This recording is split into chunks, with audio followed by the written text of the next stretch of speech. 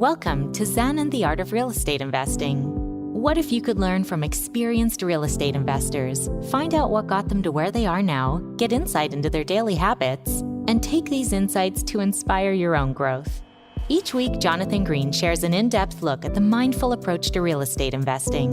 Jonathan is a lifelong real estate investor, advisor, and coach, as well as the founder and team leader of Streamlined Properties. Whether you're looking to start from scratch, get to the next level, or just for a straightforward and honest approach to real estate investing, Jonathan seeks to provide a free mentorship program you can take with you anywhere.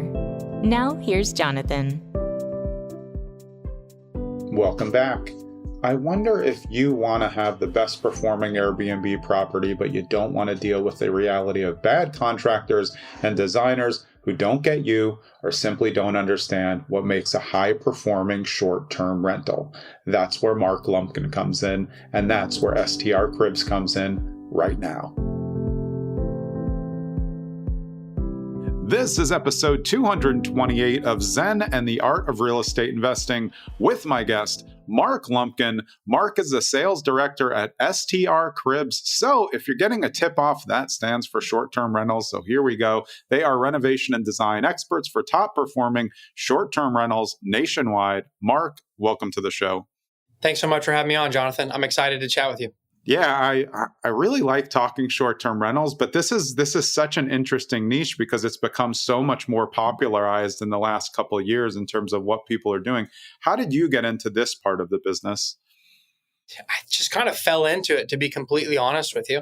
I had a background in construction, renovation, and really just working for a lot of different companies, doing tile and carpentry and handyman services when I was younger. And then I had started doing sales kind of in my middle 20s. And then I had traveled a lot at the end of my 20s and kind of fell in love with the vacation industry, the vacation rental industry. And all three of these pieces just kind of put me in the driver's seat where it was a perfect fit for me to be in the renovation space. Yeah. And I kind of just fell into it, man. I had a friend of a friend who offered me a job, and that was about 5 years ago, and the rest is history. Wow. Yeah, it does sound like kind of the perfect melding of all of the things that you were working on. Definitely. And who would have thought, right? When I was 18 years old, putting roofs on houses, that would come in handy 15 years later. And it would be actually critical to my success when bidding out projects and knowing what to look for when buying an asset, right? Yeah, and it's really interesting because the design and the construction for short-term rentals can be different for all different types of properties. So it could be area specific, property specific. So that to me seems like more fun, you know what I mean, for somebody who's managing what you are and what the crews are going to do, because it's just, you're not doing your cookie cutter renovation. Everyone's going to be something new. Is that what keeps it kind of exciting? Definitely. Every house, depending on the market, the guest avatar, who's coming to stay in the house, the square footage, the layout, each home has a very unique game plan and something that's special about it that's going to help it stand out.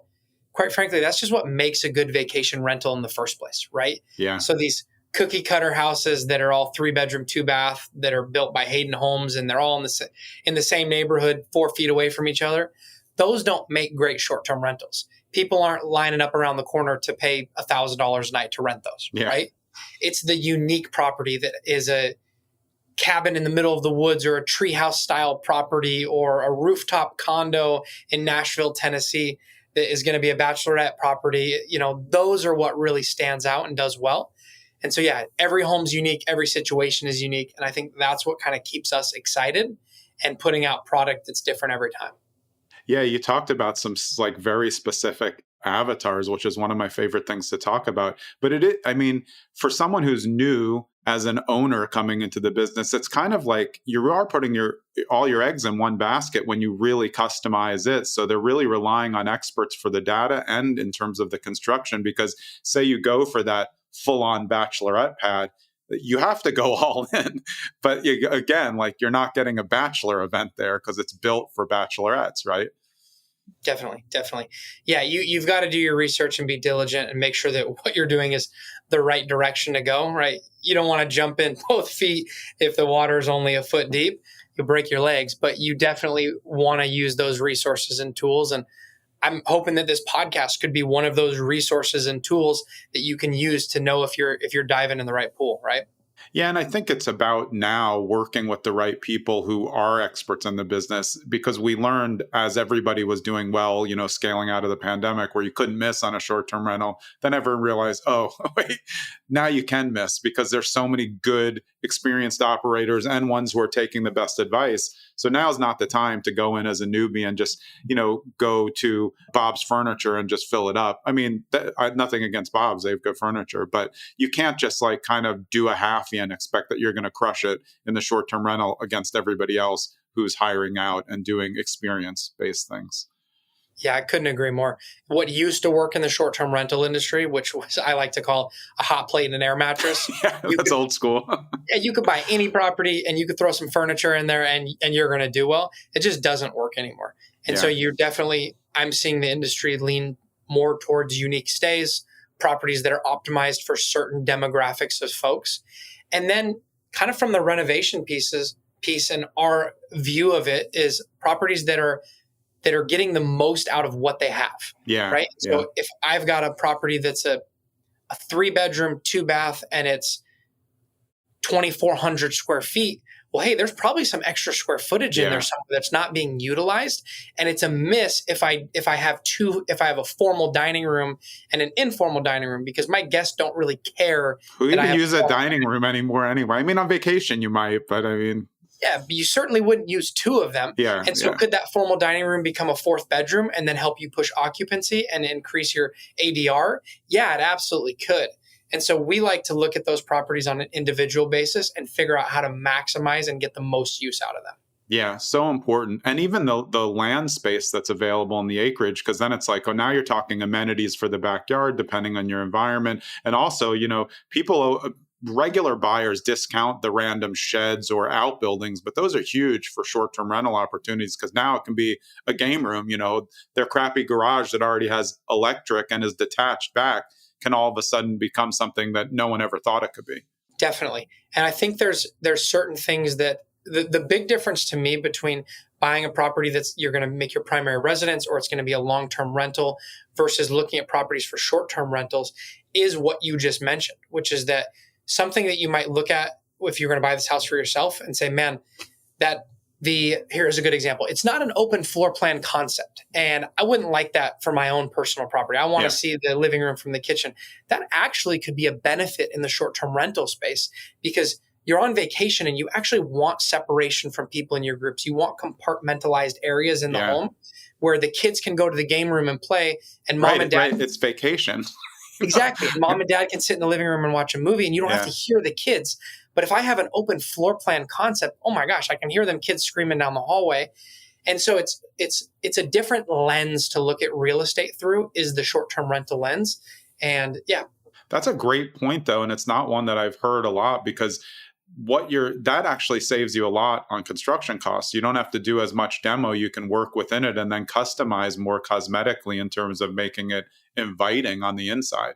What I would say is it doesn't save you money. It reallocates that money. Yeah, exactly. Exactly. Yeah. So instead of spending $30,000 to rip down that wall and it's structural and add a nice beam and open up the kitchen to the living room, let's leave it as it is and spend $30,000 to get you a pickleball and basketball court in the backyard, because that's going to generate $20,000 a year. And the open concept floor plan is going to generate nothing a year. Yeah. One thing that I think is important, and again, it just goes to what I've been researching about getting back into the game also, is that people have to understand that when you undertake buying in and then doing a major renovation with your guest avatar, your returns will start coming in right away, but your full returns are really about 3 years out, even on the best renovation, because it is a fair amount of cost up front to get it that way. Of course, you'll churn, you'll make cash flow, but you're still going to have to be earning back on that major renovation for the things we're talking about. Yeah, for sure. And what we try to do is we try to keep in mind what's your 5 to 10 year plan for the property, right? And if this is not at least a medium term investment for you, and you only want to have this as a short term rental for a year or two, then of course it doesn't make sense to go spend a few $100,000 to make it amazing. Yeah. So we're not only thinking about that from the return on investing into the property, but we're also thinking about the longevity and the potential problems that could come up, right? If I have a hot water heater today, it's 20 years old. And actually, it's funny I'm saying this because there is a plumber in the other room right now replacing the hot water heater at our house. Hey, 20 years is solid. Like, great job. Yeah, for sure. But so think about this. If I'm buying a new asset and it's got an old hot water heater and it's functioning and I leave it, that's fine. I might have saved myself $1,000 today. But when my guest calls on Saturday night and they've got 10 people in the home and they're going to a wedding tomorrow morning and the hot water heater is broken and they all need to shower and I have to get an emergency late night call from a plumber, buy whatever one that they have in stock, have him replace it, have a pissed off guest, have to give them a credit because they weren't able to take hot showers. That $1,000 hot water heater just cost me $4,000 because I waited 6 months to do it during my busy season. Yeah. And so we're really thinking about preventative maintenance, longevity, problems that will come up down the line are things you should want to address today because they're easier to handle today than they are in 6 months when you have a guest in the home. Yeah, and that could cause you a 3-star review from an otherwise phenomenal experience where they're like, you obviously read a bunch of reviews. I'm always interested when I see one and I see it's like 4 or 3 stars and it basically says everything was great. And then just at the bottom, they'll say one thing, but P.S. the hot water heater broke. And you're like, well, they were just describing like the best day of their lives, but it can happen. It can happen, definitely. And what that I'm glad you brought that up. I didn't even mention what the 3-star review will cost you. I just mentioned what the additional cost to get the water heater on a Saturday night will cost you. The 3-star review will cost you your Superhost status or your top ranking on the platform. And so in the beginning, it could tank you altogether because the algorithm runs heavy when you're in the beginning. So you really have to, stay on it. And that goes even more to your point. Like if you have anything that's questionable, fix it or replace it. Because once you go live with a new short-term rental, I think you just want to know that everything's good, barring things like, hey, you don't have enough of these things in the kitchen, which I always make jokes about. But some guests, they give you great advice. They're like, hey, there's only one of these, we really needed 2. And then you're like, oh, that makes sense. Some people are just, pains. But I think generally, we always say, I'm sure you agree, once you hear something twice, it means put it in the house. But you shouldn't need to hear it twice. If you hear it once and you think about it, you may just decide that you don't need that. But, if it costs $33, I mean, who really cares? Yeah. My advice around that has always been to actually, if you can manage it, go stay in your property. Oh, definitely. Yeah, that's great advice. Spend a week or two. Well, why wouldn't you? I mean, especially if you're you hire STR Cribs and then you're never going to go there. Are you serious? The place is like tricked out. Enjoy it a little bit. You got to go enjoy it. Be your first guest. Be your harshest critic and make a meal and do some laundry and go out and realize you don't have an iron and an ironing board you got to blow dry the hair. Oh, there's only one blow dryer, but there's 5 of us. We should really go get a second or third blow. It's just like all that little stuff, right? Yeah, or you plug in the blow dryer and it blows out the electric. Oh, this GFCI is messed up. I mean, these are small things that people don't think. I love that advice. And I've always said, send 5 of your friends before. Some of my friends will say, well, I make them book on Airbnb and then I send it back. I'm like, I want to make sure I have everything right. So I'm just going to let them go for free. You get free runs because also you can be a little biased as an owner. That's true. I like that. You really want some random, send somebody with kids, somebody with a pet if you have pets, just so you can get the lay of the land. And I think that's a great kind of 1 month to 2 month just prep phase while you're kind of almost there without risking a bad review on sneaking someone in too early. I love that. And when you get your next property and set up, let me know. I'll go stay at it. but that's actually a great point though, because you can have a group of friends who are, there's a lot of us who all talk STR. It's like, I would go stay anywhere that I could just drive to because I'm a guest who does give them tips while I'm there. Some listen, some don't. I really do everything not to leave a bad review. I mean, I've left 5-star reviews where they did not earn a 5-star, but it was, it didn't really mean it should be a 4, but I think it's really important that you have that group who's all in it for the same thing. And if you send someone there who's there to nitpick, you're going to be in really good shape when you're fully launched to see what's out there. Yep. I agree. It's great advice. And you took my advice one step further. I like that. I will definitely add that to my repertoire of things.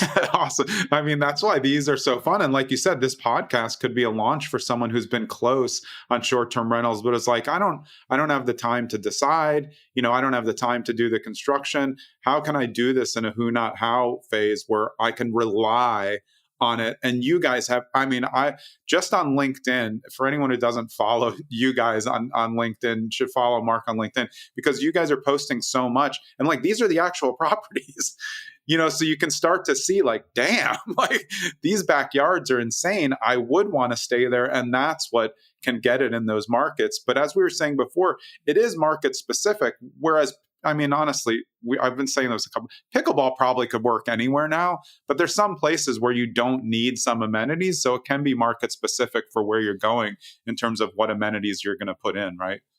Yeah, I would agree. I do think that most amenities are market specific. I think there's some universal amenities, right, that work in a lot of places. Yeah. To me, it comes down to a few things. One, it comes down to the real estate itself. What's your natural scarcity? Do you have a cabin on the side of the mountain with a huge deck and epic views? Yeah. Well, that's an amenity, and you should play into that. You should have a hot tub out there where they can enjoy the hot tub and the amenities and the view. You should have a barrel sauna. Those are really high ROI amenities because you're building on top of something that the property already has. Right. Right. And into the environment and kind of the whole cachet of it. Yeah. Definitely. And then the next thing would be, who's the guest that's coming? Well, if I have a 1-bedroom, 1-bath couples retreat cabin in Gatlinburg, Tennessee, is having a kid's playground and swings in the backyard a great amenity to have? Yeah. No. But if I have a 5-bedroom, 3-bath house in Florida in a beach town where I live, absolutely a playground in the backyard is a great amenity to have. And so I'm really thinking about who's coming and what would they use from an amenity standpoint. I also like to look at the competition. Yeah. I mean, what does everyone have? If I'm going to Panama City and I've got a nice house and everybody else has an in-ground pool and I don't, it's going to be really hard for me to compete with those homes without an in-ground pool. Yeah. So I've got my must-haves, which are amenities that all the top performing houses have. And then the nice-to-haves, the extras, might be something a little different. If everyone in Panama City's got that in-ground pool, but nobody has swinging basket chairs and a fire pit in the corner, well, hey, maybe if I do that, it'll elevate my property a little higher than the rest of the homes that just have pools. Yeah. And I think being different is still better than being the same. Great. I do think in some obviously hot markets, people are going to want that pool. But what if you're a block from the beach so you can knock out the beach and give them something else that's a better amenity? But this also goes back to understanding the avatar and why it's so important. You can't try to appeal to everybody in this right now because you won't appeal to barely anybody, because it won't be enough to get people up off the clicker to book. I look on Airbnb all the time, but to book, it better be good. I either have to go, so I'm going to book, or this is so good, I'm going to find the time to book. And that goes into what you do. And then again, how you present it, that's all part of it as well, right? Definitely. I would say that you'd probably pay. I'm guessing that if you're in a have to go situation as a guest, you have to go. I got to go see my mom in Montgomery, Alabama, and I got to take my kids. So a hotel's not an option. I'm thinking I'm probably going to be a little bit more price conscious and look at the competition and the location and try to get as close to her as I can. But if I want to go to Orlando to take the kids to Disney World, I'm probably willing to pay a premium for a property that's really, really fun and epic. And so even that situation leaves you with two different types of guests as well, right? Yeah. Yeah, and I think paying the premium is even balanced against really what hotels cost and what you save by having laundry, meals. You're not eating out every night, tipping everybody and, getting fatter because you can't choose. You can actually curate your meals, at home. That's why I've never been a hotel stayer. I've stayed in short-term rentals my whole life just because once I had kids, it was like, I want laundry. I want, like you were saying before, them to have their own space to, watch movies and stuff. And I think this is really where things are growing. Can you provide the correct experience? Have you seen people who've done maybe a nice job, but it's in the wrong spot, wrong market? It just doesn't work. Yeah, it's tough to outbuild the wrong property in the wrong market, right? If all of your competition is 10 minutes from the golf course that everyone's coming to town to play at, and your house is 45 minutes, you might have the coolest themed golf house with all the amenities and the driving range and and some people will be willing to pay for that distance. Yeah. But because you've put yourself so far outside of the region in which you should be in, it's hard to outbuild the wrong home. And so, I remember you've had some guests on that are really data experts in finding the property. And I would lean into that to start with. Make sure you find the right property in the right market. And then, use our services or follow us and take some inspiration from us to make sure you optimize that house to make it the best version of itself. Yeah, and speaking about optimization, that's still an ongoing process because you're going to watch and see. Obviously, you build it the way that you hope, but you have to be nimble to respond to what's coming back at you, not just in what you need in the kitchen, but on the overall amenities. Like maybe it turns out you find out that like nobody's going in the barrel sauna, you put it in the wrong spot. So then you have to kind of repurpose what you do or add something else or a reminder since you're confused why no one's using something. Yeah, all your OTAs, your Airbnb and VRBOs, they are constantly not only adding new amenities into their amenities section that you can select on your listing, but they're revising. There's a million now. It's crazy. There's so many now, but they're constantly updating and changing, and so staying on top of that, making sure that when they do come out with a new amenity, I think I saw the other day, it was like reading materials and books, and I was like, babe, in one of our properties, there's like an entire bookshelf full of books. Click the button, we got all the books. And but that's really important, though, because people who aren't monitoring that, who just don't go back and click it on all their listings, are going to miss out on the people who then just are looking for the books. Most places do, but like you're saying, that's now a new box to check. And if you don't have it checked, it's not going to come up. Exactly. So check the boxes, make sure you're checking your listing in the new amenities list. And then you are right about moving around things or mixing things up. But I also would say that as the industry's evolved, the quality of those amenities have changed as well. And my perfect example is the mini golf course, the putt-putt. Yeah. 5 years ago, if you had the little square with one or two holes and it was just a pad, it was just a little putting pad, you had the coolest backyard of any house in Scottsdale. Yeah. And then it became, hey, I've got 2 or 3 holes that have kind of a curve to them and they're a little course with some landscaping. And now I'm seeing these mini golf courses that have the spinning, the wheel. They've got the little waterfall. They've got the little hills, and they're 3D-dimensional. And so even that amenity and the quality of it has drastically changed over the years. And as your competition level rises, you either have to adapt and rise as well or do something different. Yeah. It's kind of fun to just be looking in any area right now because it's frankly shocking where some people are succeeding geographically in short-term rentals in places where we would never have thought, places that aren't beach towns or obvious destinations. I think if you do it upright, there's likely a market for it, especially if you're near nature or some other environment. Obviously, mountains, national parks can crush it. But in those, I feel like in the national park areas, there's a lot of old timers who've just been cruising for years on it. And you can just come in and just knock them right out of the top spot in a second if you're smart about how you interact with what people are going to do. Yeah, I couldn't agree more. I look at markets every single day, and I'm oftentimes surprised at the quality of the homes on page 1 or 2. Yeah. And if I go to Scottsdale or Nashville or Orlando, I'm going to see some very well done homes that are professionally managed. They've taken it to the next level. But there are a lot of secondary markets that you could still make a great profit in that most of your competition, lack of a better term, just kind of sucks. Yeah. And it's not that hard to be the best player on the JV team. You know what I mean? Yeah, right. Yeah, and I think they've been complacent, but I think we've seen over the last couple of years, it's not working for them anymore. They're slowly going back as more people come in and add better options for people at still a competitive price. And really, most of the time, people are willing to pay more. I set the price bar when I'm looking where I want it. It's usually too high because I want to see let's see what the top is. And then if you're overwhelmed by what you see, it's immediately going to be worth it. I think we've all learned that, especially if you're traveling with multiple groups, that's a no-brainer because the cost per person is so great for you when you travel with 2 families or 3 families. It ends up being nothing. Definitely. And I mean, leaning into that guest avatar of multi-generational families, I think is a huge opportunity for success. I would even drop this little nugget is that looking into making sure your property is ADU or disability accessible as well is a huge win. I didn't even think about this until I experienced it personally, where we did not this last Christmas, but at Christmas of 2023, mom, dad, brother, sisters came, grandma and grandpa decided, a month before they were going to join.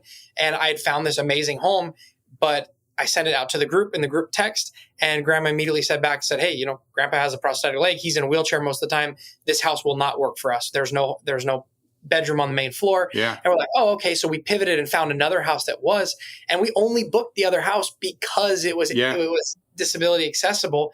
And I think that's maybe even more of a smaller subsect of people, but there are a lot of people traveling that have some disabilities. And if you can niche down on that, you're going to get bookings that you don't have to compete. So I didn't buy the other house because it had a more flexible check-in, check-out time. I didn't book it because it was cheaper. If anything, it was probably more expensive. Yeah. I booked it because it met our needs as a group and it was our only option. So we had to take that house. Yeah, that's a fantastic point and not one that I've heard before. I think it's really important because like in the on-market real estate world, just in traditional real estate, like you're always thinking of that for people, they want to understand what they have if they have somebody disabled in the family.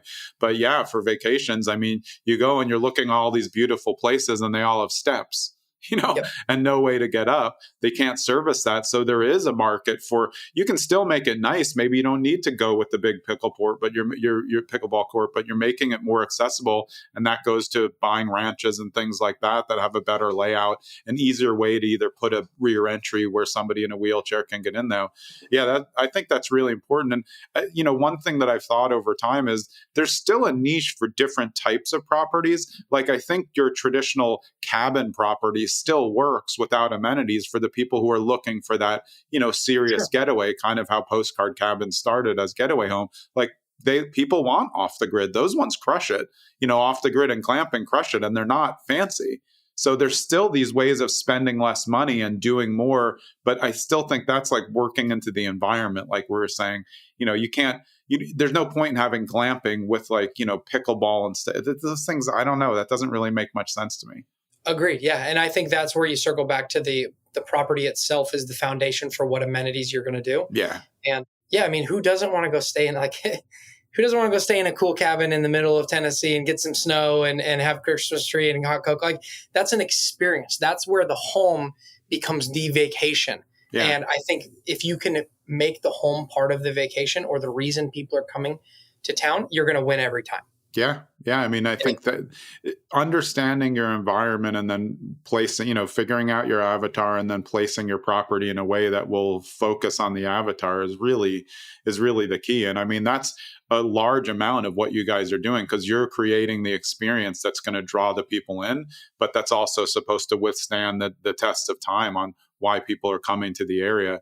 It's interesting though. I look at a place like Joshua Tree in my head and I'm like, I mean, what do you do out there? And I look at all of them, they look cool, but some are off grid, some are on grid, some have, outhouse bathrooms. Like, I don't know what's going on there, but it's interesting. And it shows more that you really have to reassess the market because I think sometimes if you're new in a market, which is rare now, you can do well in the beginning and then people will just overtake you over time if you don't keep, focusing on iterating what you're doing there. Definitely. Couldn't agree more. Hey, it's Jonathan. I hope you're enjoying this episode with Mark Lumpkin of STR Cribs. And if you want to get in on the STR game, you can start with my guy, John Bianchi, and Taylor Jones, both guests on the program at STR Search. You can use my link, and the easiest way to get there is bit.ly. Remember, that's bit.ly/STR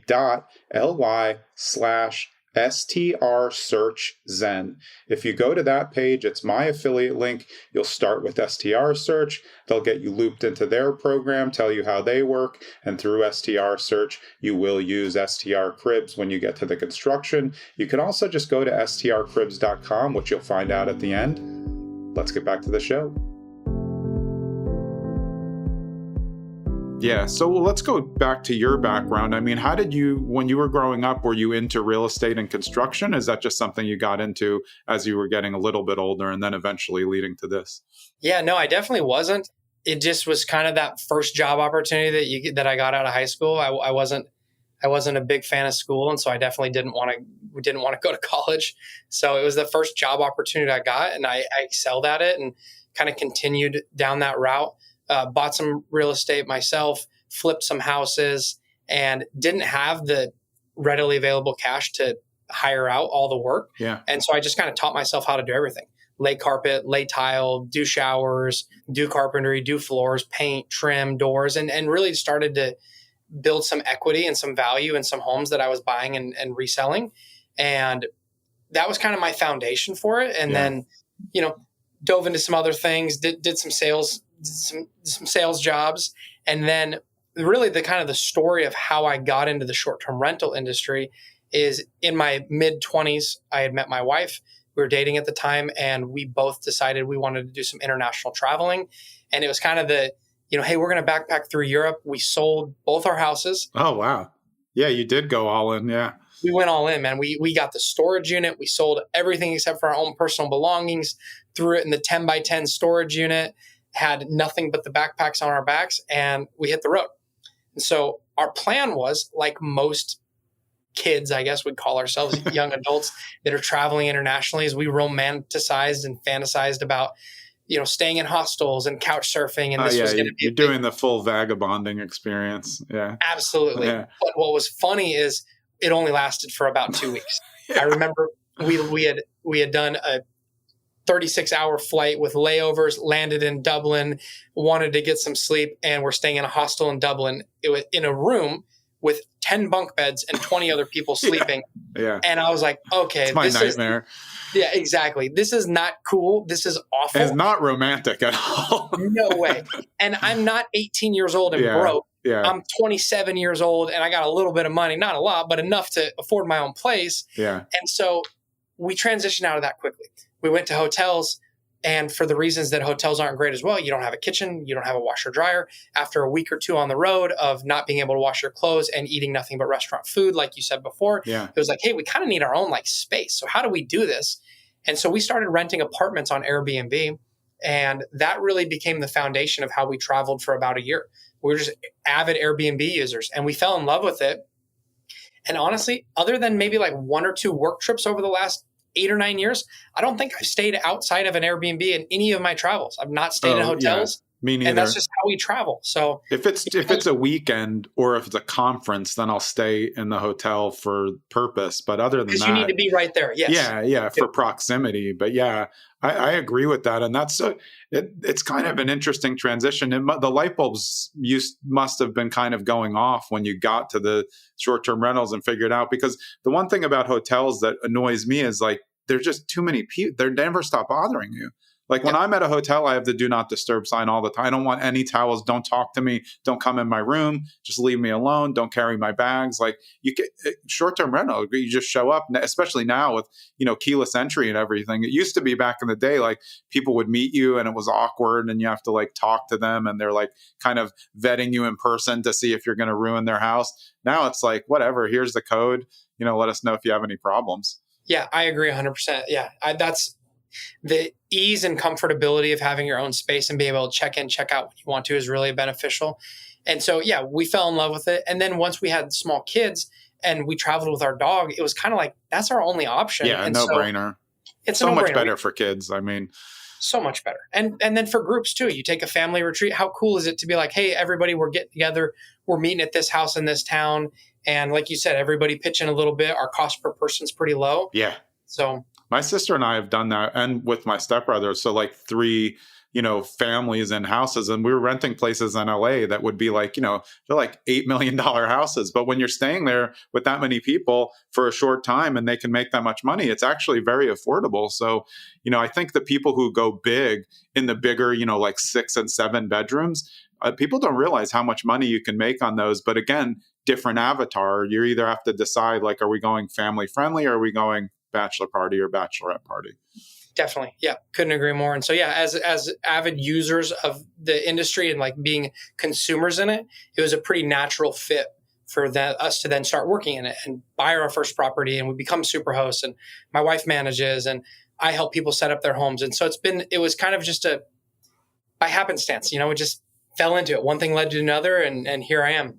Yeah. Well, let's talk about how STR Cribs work, because I know you guys can pretty much do this in any market. So how does it work in terms of laying out a plan for someone and then actually getting the construction done?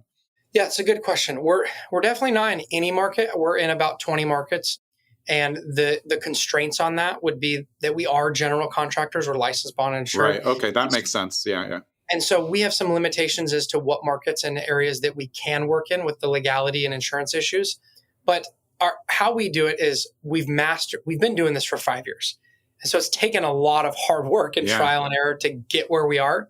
We're still not perfect by any means, but every project starts with an inspection report review, a walkthrough of the property, whether that be virtual or physical. We do a design deck. So we have an in-house design team. We put together a design plan. And really, it's hard to even know what you're going to do on the construction side until you have a design deck. Yeah, for sure. Because what are you doing? Are you painting one wall? Are you painting 3 walls? Are you replacing these floors or not? So we build a design deck. And then we, like any general contractor, start bidding out all the work to be done, having our floors guys go look at the floors, having the electrician look at the electrical, so on and so forth. We assemble this team. We make everything happen for you. Our team orders the furniture. We do the installation. We pour the concrete for the pickleball. We install the basketball hoop. When we leave, a home is guest ready. So we've done professional photos, a final professional cleaning. We make the beds. We fully stock it with essentials. Oh, wow. It's like really ready to go. Cribs makes sense. I mean, I think of MTV Cribs because I'm old. I remember watching the show being like, God damn, I want to live in every single one of these houses. Dude, and that's what we named it after. I'm glad you brought that up. Yeah. We definitely named it after MTV Cribs. So yeah. That's awesome. I mean, I think that what's trending for people, especially who have disposable income and maybe they were looking at, flipping. I've always said about flipping, and of course, you know this with your experience, you hate it while you're doing it. Then when you finish, you love it. And then you hate it again when you start again. And it's just annoying. Short-term rental is so much more because you're getting so many more guests. Like there's just so many more feedbacks that you can get that are positive right away that it's kind of an interesting thing to get into and then watch take off. And you're able to, of course, watch their occupancy and numbers boom and adjust anything if you need to. Definitely. And there's so much data available, right? I know everything that my competitors are doing. I can look at what they charge per night. I can look at if they're dog friendly or not dog friendly. I can look at when they're available, not available, what their checkout time, check-in time is. You have so much data accessible to you. Yes, it can be difficult to navigate through the data. And that's why there's some experts that can really help you. Yeah. But what other industry has, it's all right there at your fingertips, and you should be able to put together a game plan that will win. Yeah, I was laughing with John Bianchi when I had him on because I was like, this data was not available for me 20 years ago. We would just look on HomeAway at the time and there'd be like 4 other properties. That was our data pack. There was no AirDNA or somebody who could give us all of this. So you really have such an advantage, but you need people to not just have the data. Like I once used AirDNA for myself. And I was like, in 20 seconds, I was like, this is way too much. I'm out. Like you need someone who's an expert at interpreting it. And then for you guys, you need someone who's able to interpret the data into a construction plan, like you said, and a deck, which gives you a little bit of options. But in terms of now let's talk avatar for STR Cribs. Do you guys like someone who wants more involvement and plays a role, looking through what you're sending and really has a choice? Or do you like someone who's just like, yeah, you guys just handle it and I know it's going to work? Yeah, I would say that our product and our systems are definitely designed for people that want to be hands off and want to leave it to us as the experts to get it done. Yeah. We do a lot of collaboration with our owners. We always appreciate that, and that's very helpful. But for the most part, people are relying on us to be the experts and coming to us saying, hey, like you had said earlier, you've seen our work for years online and you've seen these amazing homes that we turn out. I want to do that. I want to make $200,000 a year on this property. This is my budget to get it set up. How can you maximize it? And you put together the game plan. So we're definitely more of a hands-off approach for our clients. And quite frankly, the people that work with us usually love that because they're busy with families and other investments and careers and businesses. And I think the data is so helpful because now you can really tell someone with a high level of confidence, like if you do all these things, you're looking at, 180 to 200 a year in bookings. And it's very hard to be wrong based on the data, barring something unforeseen in the area. Yeah. And we also have the luxury of having set up homes in a lot of these markets as well. Yeah, that's huge. And So we know what are going to be the pitfalls. Like I know if you go to this certain town in Texas, you're going to have a problem with foundation issues on every single house because all those houses have settling issues. I know that the town is going to throw a fit because they have an unwritten rule where they don't want you to have anything permitted within 20 feet of the setbacks and da da da da da. And I know that these guys are going to require you to have a permit to have this put in your yard, but they'll let you do this without it. And this HOA is a nightmare. And so that's why I said at the beginning, we're not necessarily everywhere. We really try to stick to our core markets because we've gotten really good at those and we can definitely be the experts in those areas. That's exactly what I was thinking when you said it. I was like, now this is the importance of the 20 markets. And Bianchi said the same thing on how they're working is, look, these are the markets that we're an expert in. We'll all try to expand together when we can figure these things out. That's just a much smarter because you're not there. The risk is so much less with the data and your experience in the area.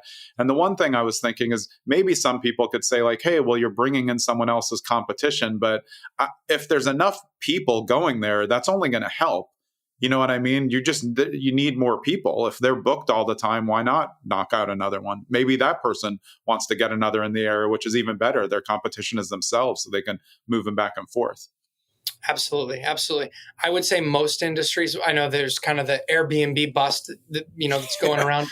I would say if anything, there's a lack of good quality homes that are top tier homes that people are looking for and are willing to pay a premium on. Yeah. And I can say that as a personal experience as a traveler. Like if we try to book a trip to New Orleans last minute because it's a couple hour drive away and we want to find a really nice place to stay in the French Quarter, even if I looked right now, I bet you it would be really difficult to do that because most of the homes for this coming up weekend are going to be booked. Yeah. So I'm left with B and C properties, which kind of sucks as a guest. And you know what that means? I might not book. We might not actually take the trip because we're like, we don't really find a place that's going to be comfortable and fun for us. So we're going to skip it this time. Yeah, that's a good, it is because sometimes you do want that last minute. That's why I do like how you can see on the sites like, hey, this is a better deal than normal. You're like, oh, okay, let me look at that. But yeah, there's been plenty of weekends where I'm like, I'm going to go. And then I look at the inventory and I'm like, nope, none of these places are worth going to. So it just doesn't, the experience isn't there. Right. And that's just me and you talking right now. So we're batting 100 of travelers who decide to skip a trip because we can't find a place to stay. And times that by millions and millions of people, there's definitely opportunity, I would say, in most markets. Yeah. So as we get wrapping this up, I wanted to get like, what are the best ROIs if we just take geography out of it for what you guys do in terms of adding stuff on? What are the best ROI amenities to have either inside or outside from what you've seen over the last 5 years? Well, I think number one, it's always maximizing and optimizing for heads and beds. So finding space in the home that could be additional bedrooms, whether that be a garage conversion or a formal dining room like we talked about before, or splitting a massive, I was just looking at a property yesterday. It's got a 35 by 24 bedroom. That's very easy to split that into 2 bedrooms. What do you need that for? That sounds great, but you're going to get lost in your own bedroom. Exactly. So maximizing for occupancy, anytime you can add bedrooms and heads to your property, it's going to be a huge ROI. I would say design and furniture to me is really still one of the top amenities and ROI driving things to do. It's also, but looks, I mean, just from the photos, design is so important. It's of course important when you get there, but the photos are the thing that gets people to book. No one does drive-bys and sees the inside. So that good design of what people are doing now is really even better, especially when you know how to set it up for photos. Definitely. Couldn't agree more. Then it's quite a long list, but then I would say the next thing is probably optimizing for that guest avatar with smaller amenities. If I have a kid-friendly home, well, having a pack and play and a high chair and kids games and kids books and that's not something that costs $30,000 like a pickleball court, but those are definitely amenities that are great value to have in your house. Yeah. And then on the opposite side of it, if I have a couples retreat, well, maybe having a spa or a really nice coffee bar or nice luxury robes and things like that. I don't have to go spend $50,000 to do this to my house, but I know my guest avatars coming will appreciate this $5,000 touch or this $4,000 spa. Those things to me have really high return on investment. And so to me, that would really be the top couple things. Yeah, I was thinking, so I have an infrared sauna in my house, costs about like $5,000 fully installed. It's a no-brainer for somebody, because like no one can get hurt in it, nothing. And I'm thinking the same for cold plunges now. For the good ones, it's going to be about a $5,000 investment. What are people going to mess up? You're swapping it out. So these things I think are huge, especially for that kind of spa type, couples type, or even just that kind of spa feel. And I think if you're looking at the avatar, for me, the way I'm thinking is maybe I want to go in my head, like I like the spa feeling, like I want like minimal and that, as opposed to, so I'd be buying a smaller property to try to dissuade from the groups. But this is all stuff that goes into like what you're buying. If you have, like you said, 5 bedrooms, that's more than one family. So you better have some stuff to do outside. You need the hoop, you need everything else. But when it comes to kids, do you think that people like bunk beds has always been like a thing for me, because when you see them, it makes you think kids. And I don't think like adults enjoy, sleeping in bunk beds. So when you see the houses and then there's like 9 bunk beds, if they're not all in one area, I think it's cool when you have like a basement and there's like, so you could have like 6 kids all in a bunk bed. But I've seen people like putting bunk beds in every room. And I'm like, this is just getting a little weird. It's awful. It's awful. Okay, Yeah, that's a great point, is don't over occupancy your house, right? Right. That's what I meant. Exactly. I've seen the really crummy IKEA bunk beds where it's the full or a queen at the bottom, a twin at the top, and then it has the trundle pull out underneath.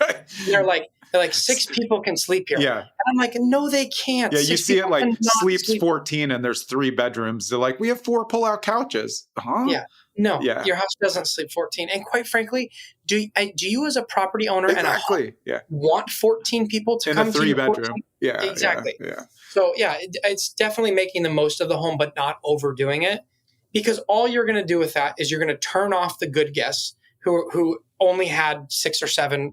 The good groups only had 6 or 7 guests that don't want to stay in your home because they don't want to all sleep in bunk beds. They'd rather have a couple kings.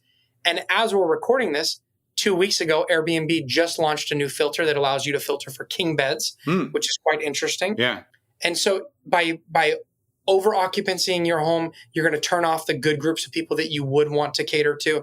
And you're going to attract the groups of 18, 19, 20-year-olds who are coming for spring break, and mom put down her credit card and there's 9 cars in your driveway and they're going to have a party and have a blast, because those are the only people that want to sleep 6 to a bedroom. Yeah. And they're inviting all their friends. So P.S., they're going to say 7 and it's 16 every single time.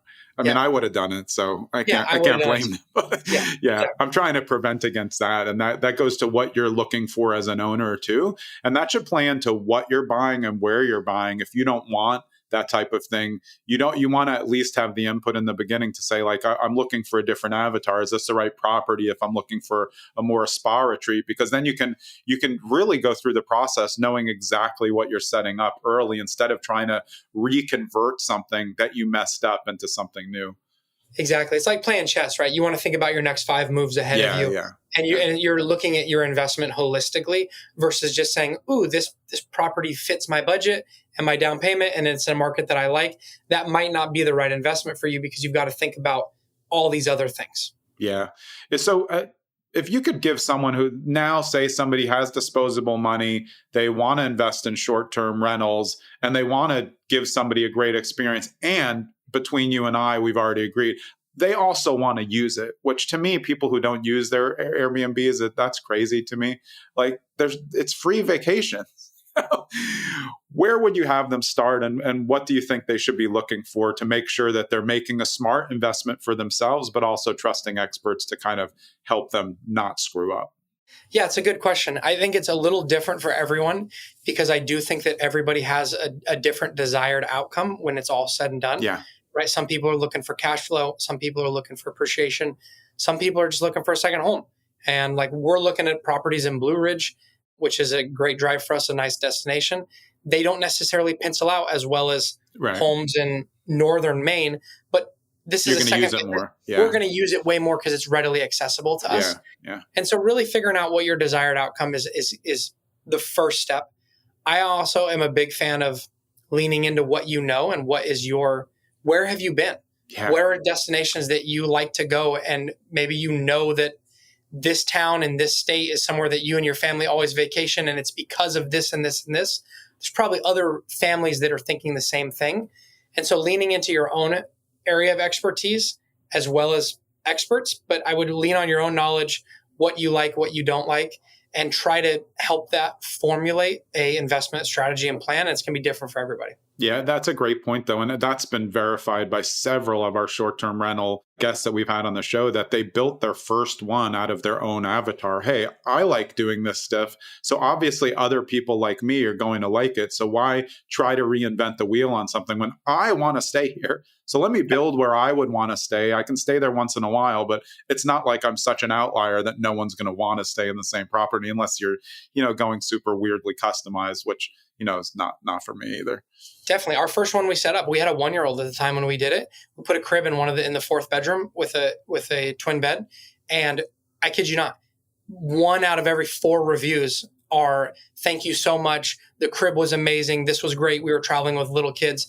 And it's like, that crib only cost a few $100s, and it's probably driven thousands and thousands of dollars in bookings. No one else in our market has a crib. Like, how silly is that? I've never once seen a crib. That's absolutely genius, because to me, when my kids were little, I hate pack and plays. That's not like they're there to play in. You don't sleep in a pack and play. So like, that's just smart. Again, like you said, you're not over booking your amount of people that are coming in. You're making it that way. And I think of that way though with house flipping too, and how I present it. It's like, that's an office.